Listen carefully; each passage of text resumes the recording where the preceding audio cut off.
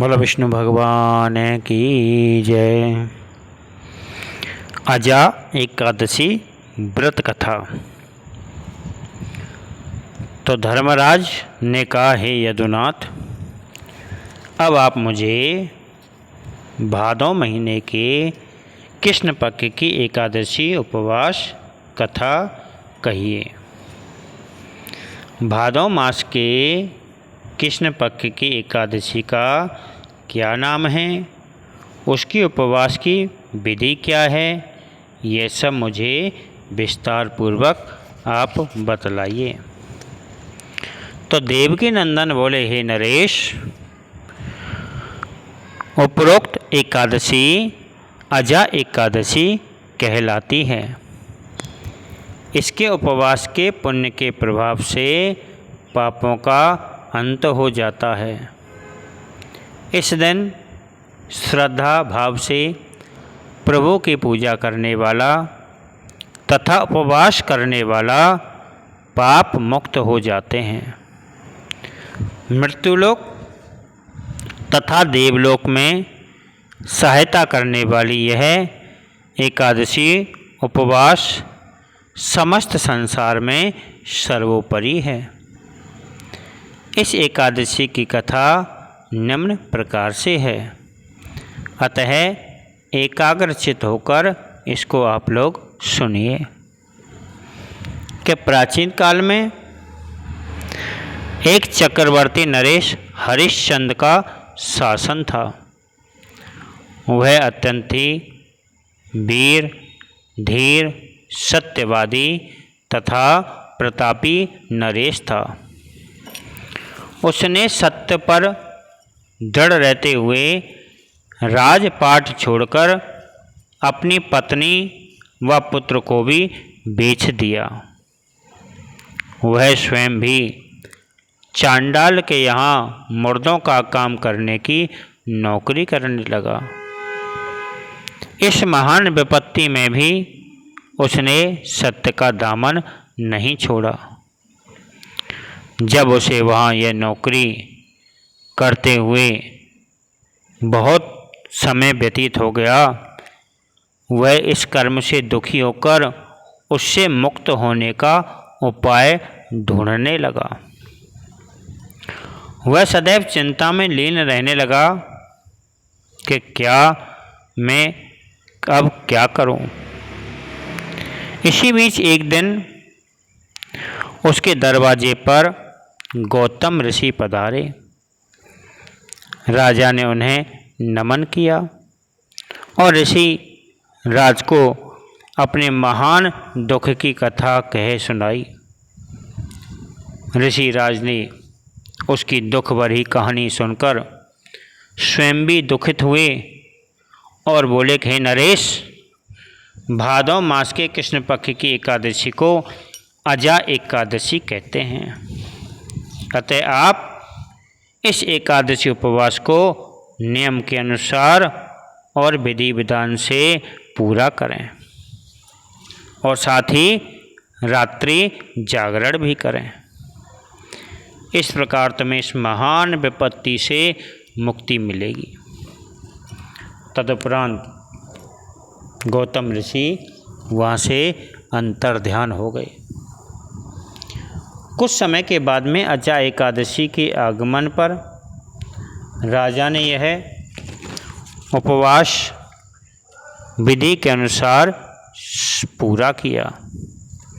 साथ ही रात्रि जागरण करते हुए संगीत और गायन भी किया। उपवास से प्राप्त पुण्य से राजा के समस्त पापों का नाश हो गया। आकाश मार्ग पर देवलोक से दुंदुभी बजने लगी तथा पुष्पों की वर्षा होने लगी। उस समय वहाँ स्वयं ब्रह्मा, विष्णु तथा महेश भी उपस्थित होकर राजा की प्रशंसा करने लगे। उसने अपनी पत्नी को भी वहाँ वस्त्र आभूषणों से सजा हुआ और अपने पास में खड़ा हुआ पाया। उसका पुत्र रोहित भी जीवित हो गया। उस उपवास के प्रभाव से राजा हरिश्चंद्र को अपना राज्य भी वापस मिल गया। तो देवकी नंदन बोले, हे धर्मराज, यह सब अजा एकादशी के उपवास से प्राप्त पुण्य से ही संभव हुआ। अतः जो प्राणी जन इस उपवास को विधि के अनुसार और नियम पूर्वक करते हैं, वे अवश्य ही समस्त पापों से मुक्त होकर इस संसार में अनेक सुखों का उपभोग करके देवलोक को चले जाते हैं। इस एकादशी उपवास कथा को केवल सुनने से ही अश्वमेध यज्ञ के तुल्य पुण्य की प्राप्ति होती है। बोलो विष्णु भगवान की जय। सभी आरती करेंगे। ओम जय जगदीश हरे, स्वामी जय जगदीश हरे। भक्त जनों के संकट, दास जनों के संकट क्षण में दूर करे। ओम जय जगदीश हरे। जो ध्यावे फल पावे, दुख बिन से मन का। स्वामी दुख बिन से मन का। सुख संपत्ति घर आवे, सुख संपत्ति घर आवे। कष्ट मिटे तन का। ओम जय जगदीश हरे।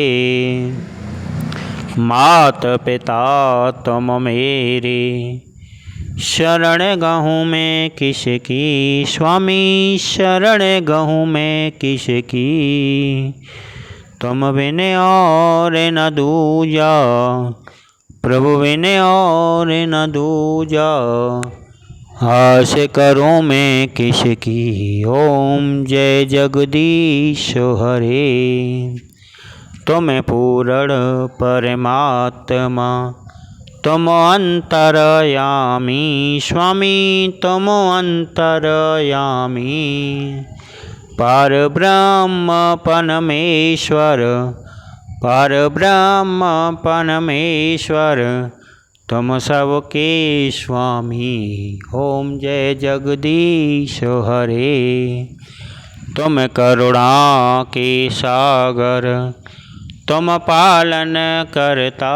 स्वामी तुम पालन करता। मैं मूर्ख खल कामी, मैं सेवक तुम स्वामी। कृपा करो भरता। ओम जय जगदीश हरे। तुम हो एक अगोचर, सबके प्राणपति। स्वामी सबके प्राणपति। किस विध में लूँ दया में, किस विध में लूँ दया में। तुमको मैं कुमति। ओम जय जगदीश हरे। दीन बंद दुख हरता, तुम ठाकुर मेरे। स्वामी तुम रक्षक मेरे। अपने हाथ उठाओ, अपनी शरण लगाओ। द्वार खड़ा मैं तेरे। ओम जय जगदीश हरे। विषय विकार मिटाओ, पाप हरो देवा। स्वामी कष्ट हरो देवा। श्रद्धा भक्त बढ़ाओ, श्रद्धा प्रेम बढ़ाओ। संतन की सेवा। ओम जय जगदीश हरे। तन मन धन और जीवन, सब कुछ है तेरा। स्वामी सब कुछ है तेरा।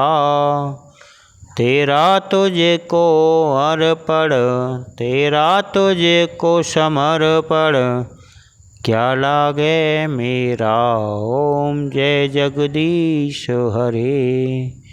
श्याम सुंदर जी की आरती जो कोई नर गावे, स्वामी प्रेम सहित गावे।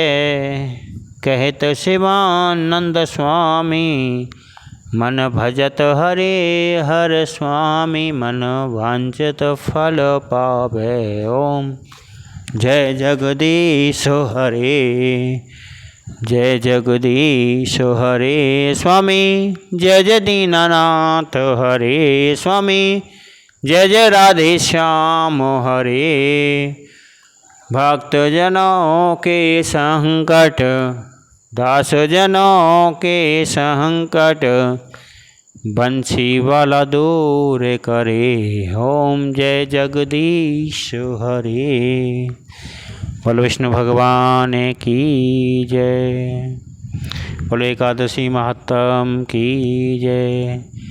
जय जय श्री राधे श्याम।